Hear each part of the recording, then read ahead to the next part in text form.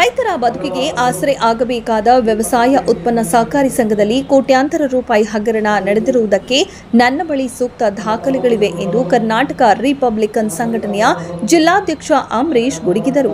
ಬಂಗಾರಪೇಟೆ ಪಟ್ಟಣದ doctor B R Ambedkar ಭವನದಲ್ಲಿ ಕರೆಯಲಾಗಿದ್ದ ಪತ್ರಿಕಾಗೋಷ್ಠಿಯನ್ನು ಉದ್ದೇಶಿಸಿ ಮಾತನಾಡಿದ ಅವರು, ತಾಲೂಕಿನ ಹುಣಸೇನಹಳ್ಳಿ ಮತ್ತು ಆಲಂಬಾಡಿ ಜೋತೇನಹಳ್ಳಿ ವ್ಯವಸಾಯ ಉತ್ಪನ್ನ ಸಹಕಾರಿ ಸಂಘದ ಮುಖ್ಯ ಕಾರ್ಯನಿರ್ವಹಣಾ ಕಾರ್ಯದರ್ಶಿ ಚಂದ್ರಪ್ಪನವರು ಬಹುಕೋಟಿ ಹಗರಣವನ್ನ ನಡೆಸಿದ್ದಾರೆ ಎಂದು ಗಂಭೀರವಾಗಿ ಆರೋಪ ಮಾಡಿದರು.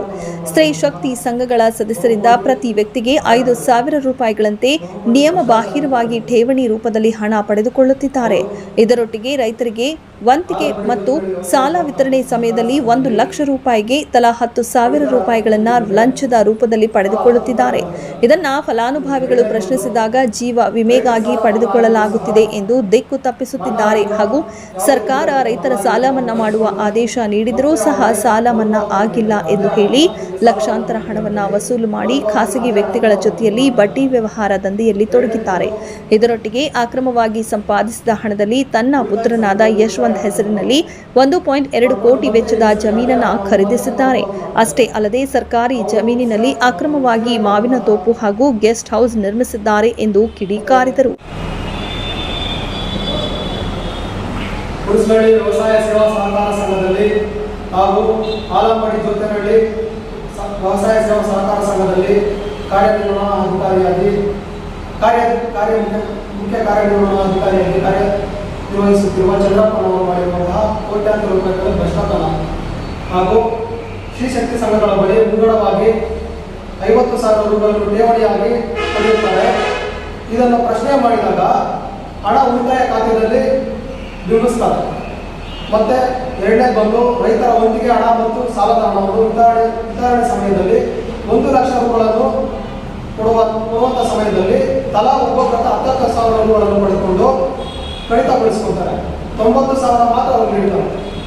ಅದನ್ನು ಕೇಳಿದಾಗ ಪ್ರಶ್ನೆ ಮಾಡಿದಾಗ ಇದು ಜೀವ ವಿಮೆ ಎಂಬುದಾಗಿ ಶ್ರೀಶಕ್ತಿ ಸಂಘಗಳ ಮತ್ತು ರೈತರ ವಂತಿಗೆ ಹಣವನ್ನು ಕಸಿದು ಖಾಸಗಿಯವರಿಗೆ ಕಡಿಮೆ ಬಡ್ಡಿ ದರದಲ್ಲಿ ವಿನಿಮಯ ಮಾಡಿಕೊಳ್ತಾರೆ ಸರ್. ಇದು ಮೂರನೇ ಬಂದು ಸಾಲ ಮನ್ನಾ ಆಗಿದ್ದು, ರೈತರದ್ದು ಸಾಲ ಮನ್ನಾ ಆಗಿದ್ರು ಸಹ ಸಾಲ ಮನ್ನಾ ಆಗಿಲ್ಲ ಅಂತೇಳಿ ಅವರ ಬಳಿ ವಸೂಲಿ ಮಾಡಿ ಲಕ್ಷಾಂತರ ರೂಪಾಯಿಗಳನ್ನು ವಂಚಿಸಿರ್ತಾರೆ. 4ನೇ ಬಂದು ಈ ರೀತಿಯಾಗಿ ಕಸಿದ ಹಣವನ್ನು ಒಂದು ವರ್ಷದ ನಂತರ ಅವ್ರ ಮಗನ ಹೆಸರಲ್ಲಿ ಅವ್ರ ಮಗ ಯಶವಂತ ಎಂಬುವರ ಹೆಸರಲ್ಲಿ 1,20,00,000 ರೂಪಾಯಿಗಳನ್ನು ಕೊಟ್ಟು ಜಮೀನನ್ನು ಖರೀದಿ ಮಾಡ್ತಾರೆ. ಅದೇ ಹಣದಲ್ಲಿ ಜಮೀನನ್ನು ಖರೀದಿ ಮಾಡಿ 3 ಎಕರೆ 16 ಗುಂಟೆ ಜಮೀನನ್ನು ಖರೀದಿ ಮಾಡಿರ್ತಾರೆ. ಮತ್ತು ಸರ್ಕಾರದ ಜಮೀನಿನಲ್ಲಿ ಮಾವಿನ ತೋಪು ಮತ್ತು ಒಂದು ಬಂಗ್ಲೆಯನ್ನು ನಿರ್ಮಾಣ ಮಾಡಿರ್ತಾರೆ. ಇದು ಸಹ ತನಿಖೆ ಆಗಬೇಕು. ಮತ್ತು ರೈತರ ರಾಷ್ಟ್ರೀಕೃತ ಬ್ಯಾಂಕುಗಳಲ್ಲಿ ಸಾಲಗಳಿದ್ದು ಸಹ ರೈತರ ಹೆಸರಿನಲ್ಲಿ ಅವರಿಗೆ ಮತ್ತೆ ಸಾಲಗಳನ್ನು ನೀಡಿರ್ತಾರೆ. ಇದು ಸಹ ತನಿಖೆ ಆಗಬೇಕು. ಒಟ್ಟಾರೆಯಾಗಿ ಚಂದ್ರಪ್ಪನವರ ಸೇವಾವಧಿಯಲ್ಲಿ ನಡೆದಂತಹ ಎಲ್ಲ ಕಡತಗಳು ಸಹ ತನಿಖೆ ಆಗಬೇಕು. ಇದು ಮಾನ್ಯ ಗೌರವಿತ ಲೋಕಾಯುಕ್ತರು ತನಿಖೆ ಮಾಡಬೇಕಂತೇಳಿ ಈ ಪತ್ರಿಕೆ ಹೇಳಿಕೆಯನ್ನು ನೀಡ್ತಿದ್ದೀವಿ. ಈ ಪತ್ರಿಕೆ ಹೇಳಿಕೆಗೆ ಹುಣಸನಹಳ್ಳಿ ವ್ಯವಸಾಯ ಸೇವಾ ಸಹಕಾರ ಸಂಘ ಹಾಗೂ ಆಲಂಬಾಡಿ ಜೋತೇನಹಳ್ಳಿ ವ್ಯವಸಾಯ ಸೇವಾ ಸಹಕಾರ ಸಂಘದಲ್ಲಿ ಹಾಲಿ ಕಾರ್ಯನಿರ್ವಹಿಸುತ್ತಿರುವ ಚಂದ್ರಪ್ಪನವರು ಮಾಡಿರುವಂತಹ ಬಹುಕೋಟಿ ಹಗರಣಗಳು, ಬಹುಕೋಟಿ ಭ್ರಷ್ಟಾಚಾರ ಅಂತ ಹೇಳ್ಬೋದು. ಅವರು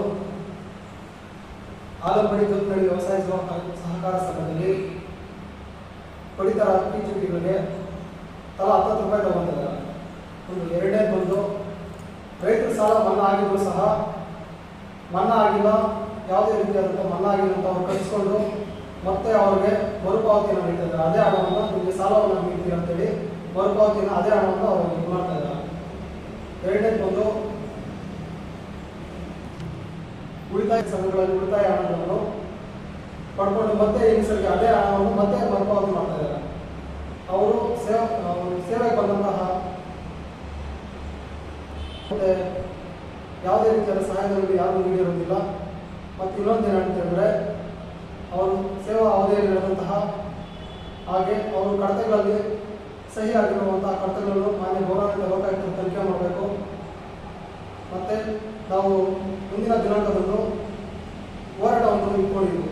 ಬಟ್ ನಾನು ಎಲ್ಲ ಕಡತಗಳನ್ನು ನೀಡ್ತೀನಿ ಅಂತೇಳಿ ಯಾವುದೇ ಕಡತಗಳನ್ನು ನಾವು ನೀಡಿಲ್ಲ.